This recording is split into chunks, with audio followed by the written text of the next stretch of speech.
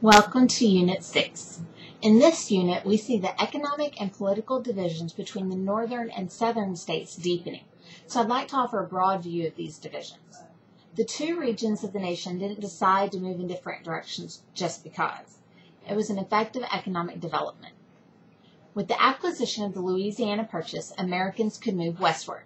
The southern climate of the new land was well suited to plantations, so they simply expanded their way of life. The invention of the cotton gin made business even better by allowing the mass growing of cotton. They still enjoyed a market both nationally and internationally for their crops of tobacco and cotton. There was no need to change anything except the need for more slave labor to work the new land. The expansion of the lands in the upper regions of Louisiana, however, forced changes in the north. The western lands were better suited to the growing of corn and wheat, so farms became the main producers of these crops. Advances in farm machinery affected the process of cultivation and allowed a larger area to be covered and gave rise to the commercial farms.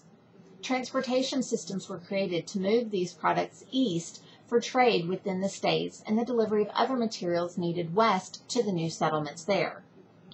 All these changes forced Americans in the east to trade farming for other forms of work, since the need for farms was fulfilled in the west.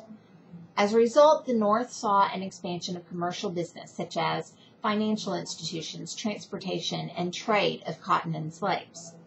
With the raw materials being produced elsewhere, factories rose to transform these materials into finished goods. Since the North enjoyed the trade and transportation systems, it was an ideal location for these to be established.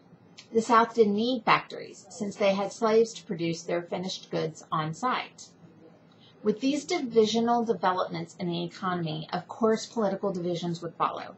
Each region held a different set of needs. They looked to elect politicians who would support their perspective. The political divisions caused an even wider gap between the North and South. With two parts of the nation moving in different directions and no unifying force to bring them together such as the War for Independence did, the divisions would continue to deepen over the next several years.